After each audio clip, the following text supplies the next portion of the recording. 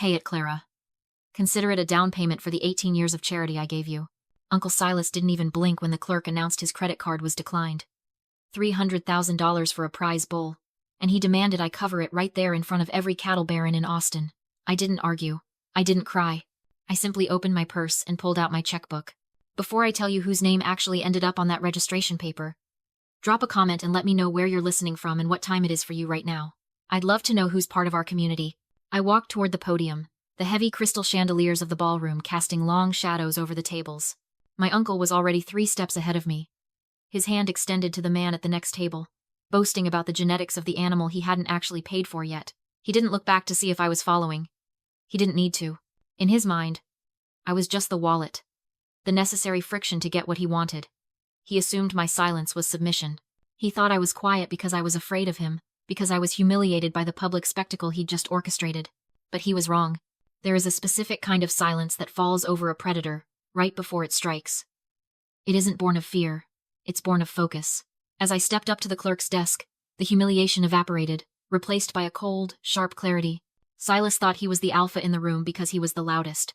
He didn't understand that in nature, the most dangerous thing isn't the creature roaring. It's the one watching, calculating the exact distance to the jugular. I realized then that his arrogance was more than just a personality flaw. It was a tactical error. He was so busy performing the role of the cattle baron that he forgot the first rule of business. Read the contract before you sign. The clerk slid the clipboard toward me. It was a standard livestock transfer form, the kind I'd filled out 1,000 times as a veterinarian. There were 2 critical lines: payer and registered owner. Silas was busy laughing at a joke a senator had just made, his back completely turned to me. He wasn't checking the paperwork. He assumed that because I was his niece, because I lived under his roof, my assets were his assets. I uncapped my pen. Under payer, I wrote my full name. Then, I moved the pen down to the line that mattered, the transfer of registration for the American Black Hereford Association. This was the line that dictated who legally controlled the genetic material of the animal. It determined who could sell the breeding rights, who owned the lineage, who held the power. I didn't write Legacy Ranch. I didn't write Silas Vance. I wrote, in clear, block letters, Clara Vance. The auctioneer, an old-timer named Mr. Henderson who I'd known since I was 12, looked down at the paper. He paused. He looked at the check, then at the registration form, and finally up at me. He knew Silas. He knew the bluster and the bad debts, but he also knew me. He knew I was the one who had stayed up 3 nights in a row to save his prize mare when she had colic last winter. He knew I was the only doctor of veterinary medicine in the county who understood the new genetic markers. He didn't say a word. He didn't ask if it was a mistake. He simply stamped the document. Paid in full. Transfer approved. He tore off the yellow carbon copy, the proof of ownership, and slid it across the mahogany desk to me. I folded it into a tight, sharp square and slipped it into the inside pocket of my blazer. It felt heavy against my ribs, like a loaded weapon. All done here? Silas asked, finally turning back around, wiping a tear of laughter from his eye. He didn't even look at the clerk. It's handled, I said. My voice didn't shake. Good girl, he said, clapping a heavy hand on my shoulder, squeezing hard enough to bruise. You finally made yourself useful. Now go bring the truck around. I want Titan loaded up before the press leaves.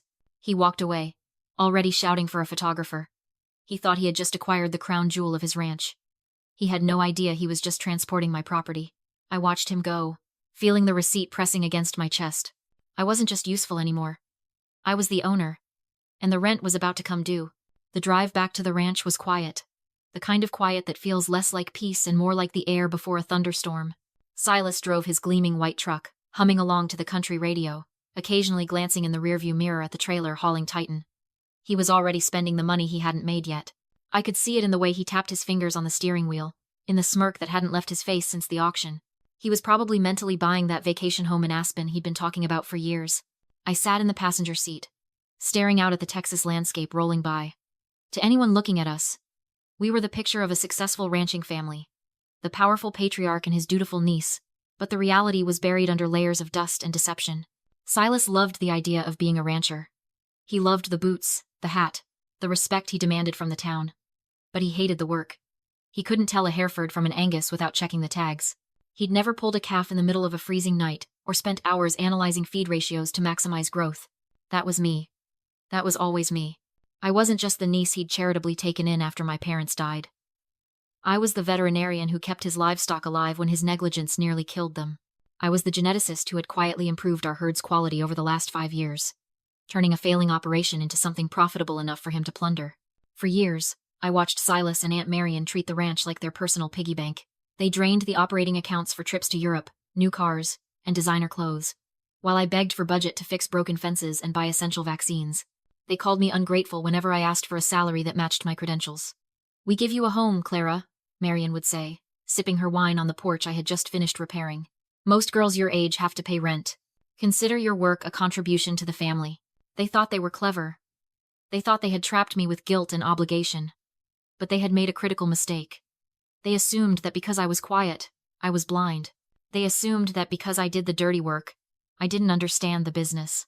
I looked at Silas again. He was adjusting his expensive Stetson in the mirror, ensuring the angle was just right.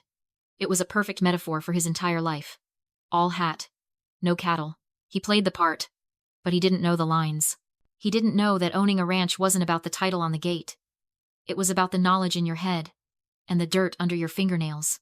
And most importantly, he didn't know that the contribution he'd just forced me to make, that $300,000 check, had just bought me the only thing on this ranch that actually mattered. We pulled up to the main gate, the iron letters of Legacy Ranch catching the afternoon sun. Silas honked the horn, announcing his arrival like a conquering hero. I got out to open the gate, the familiar weight of the metal cold against my palm. As I swung it open, I looked back at the trailer. Titan shifted inside. A massive, breathing investment. "Hurry up, Clara!" Silas shouted from the cab. "We've got guests coming to see the new king of the ranch." I didn't rush. I walked back to the truck slowly, my boots crunching on the gravel. I wasn't just opening the gate for him. I was opening the door to his downfall. He wanted to play the king? Fine. But he was about to learn that a king without a kingdom is just a man in a funny hat. And I held the deed to the castle. Titan arrived, like a visiting dignitary. The trailer alone probably cost more than my first car. Silas had hired a professional transport team, ensuring the bull didn't feel a single bump on the road from Austin.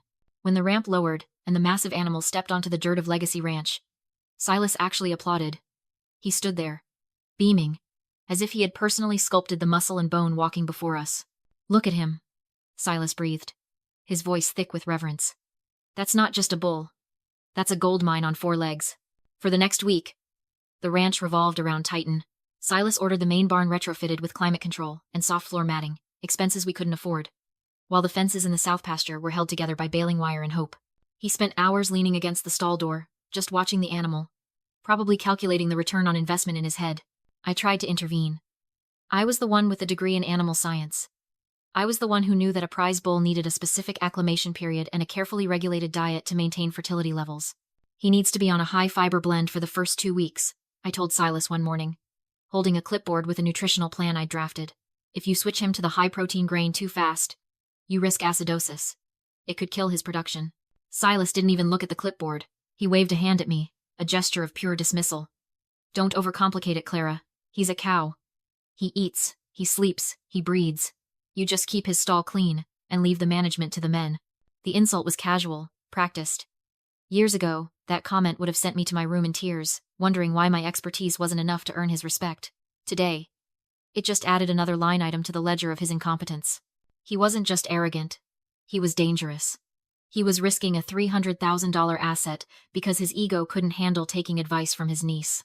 But the real escalation happened in the office. Walking past the open door, I heard Silas on the phone. His voice was loud, booming, the salesman persona in full effect. "That's right, Bob. Titan.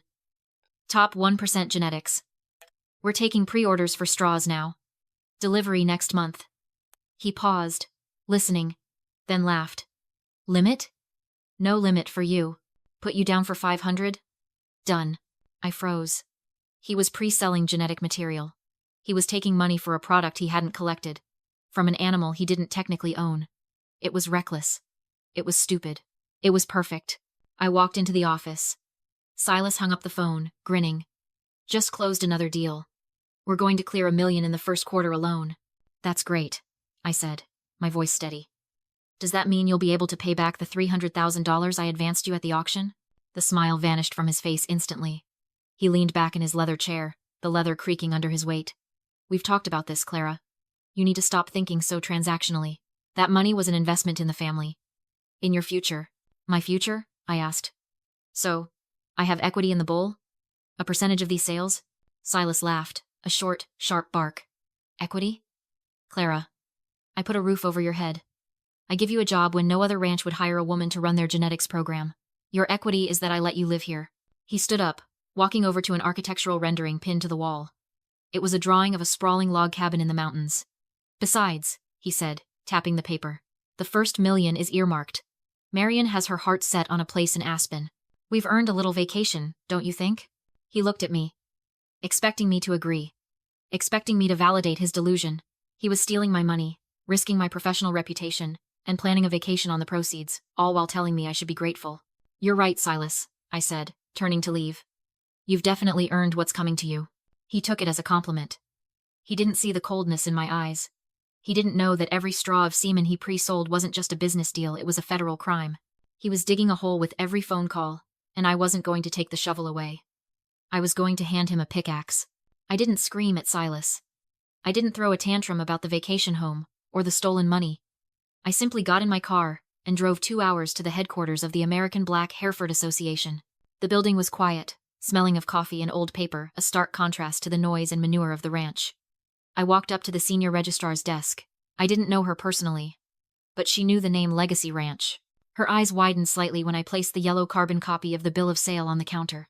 I need to finalize the registration transfer for the bull, Titan, I said. My voice was level, professional. She adjusted her glasses, looking from the paper to her computer screen. Usually, Mr. Vance handles these transfers himself, or his wife. Not this time, I said. Check the signature on the payment line. Check the designated owner. She looked down. The silence stretched for 10 seconds. Heavy and absolute. Then, she typed a few keystrokes. Clara Vance. Paid in full. She stamped the document. Registered. In that moment, the power dynamic of the entire ranch shifted. Though nobody back home felt the tremor yet. There is a concept in agricultural law that people like Silas never bother to learn because they are too busy looking at the animal to look at the paperwork. It's called the distinction between physical possession and genetic title. Possession is just geography. It means the animal is standing in your barn eating your hay. But genetic title? That is the ownership of the biological code. It means that while Silas might hold the halter, I owned every single cell in that animal's body. If he sold a steak, he was selling my property. If he sold a straw of semen for breeding, he wasn't just conducting business. He was trafficking stolen goods. The paper I held was thinner than a napkin, but it was stronger than any electric fence on the property. I thanked the registrar and walked out, but I wasn't done. My next stop was a law office 3 blocks away, specializing in agricultural litigation. The lawyer, a sharp-eyed woman named Mrs. Gable, looked over the registration certificate and the recording I had made of Silas bragging about his pre-sales. He's already taken deposits? She asked, raising an eyebrow. Over $50,000, I confirmed. From buyers in 3 states. She leaned back, tapping her pen against the desk. Clara, do you want to stop him now? We can have a sheriff there in an hour with a cease and desist. No, I said. Not yet. A cease and desist is a warning. I don't want to warn him. I want to trap him. I explained the upcoming signing ceremony with the foreign buyers. I needed the documentation ready. The federal statutes cited, and the restraining order drafted. But I didn't want it served until the ink was wet on his fraudulent contracts. You want him to commit the crime fully, Mrs. Gable said. It wasn't a question. He's been stealing from me for 18 years, I replied. I want him to be holding the smoking gun when the lights turn on. She smiled. A small, terrifying expression of professional respect. I'll have the papers ready. Federal agricultural fraud, interstate commerce violations, and theft of intellectual property. If he signs those contracts, he's not just looking at a lawsuit. He's looking at prison. I left her office with a folder tucked under my arm. The sun was setting, casting long shadows down the street. I felt lighter than I had in years. Silas thought he was building an empire. He didn't realize he was just the architect of his own cell. And I had just bought the lock. The ranch house looked less like a home and more like a stage set. Silas had hired caterers again, filling the room with the smell of expensive hors d'oeuvres and the sound of clinking crystal. At the head of the mahogany dining table sat 2 representatives from a Brazilian cattle conglomerate. Men in sharp suits who looked entirely out of place in our dusty zip code. Between them lay the contract, the golden ticket. I watched from the hallway shadows for a moment. Silas was holding court, a fountain pen in one hand, and a glass of whiskey in the other. He was telling them about the legacy of the ranch, about how Titan was the culmination of 3 generations of breeding. It was a lie, of course. Titan was the culmination of my checkbook and a stranger's breeding program, but the truth didn't sell semen straws at $500 a pop. Gentlemen, Silas boomed, uncapping the pen. You are buying into the future of Texas beef. I stepped into the light. I wouldn't sign that if I were you. The room went silent. Silas froze, the pen hovering inches above the signature line. He looked up, his eyes narrowing, not in fear, but in annoyance. To him, I was just a fly buzzing around his masterpiece. Clara, he said, his voice dripping with condescending patience. We're in the middle of a business meeting. Go check on the refreshments. I didn't move. I walked to the table and placed a single manila folder on top of the contract. That folder contains a cease and desist order regarding the unauthorized sale of genetic material from livestock registered to Clara Vance. It also contains a copy of the federal statutes regarding agricultural fraud. The Brazilian businessmen exchanged a glance. One of them reached for the folder. Silas snatched my warning letter, tore it to shreds, and laughed it off in front of the buyers. My niece thinks feeding a calf makes her a ranch owner, he sneered. Possession is 9/10 of the law. The bull's in my barn. Paper means nothing. It means jail time, I answered. Fed up, Silas called the sheriff on speaker, reporting me as a trespasser and ordering my removal. Confident he'd won, he signed the contract in front of everyone, waving it in triumph. Minutes later, Sheriff Miller arrived slow, grim, and unimpressed. Silas demanded he arrest me. Miller dropped an envelope on the table instead. Can't do that, Silas. You're boarding livestock you don't own. Mrs. Gable filed a federal fraud complaint.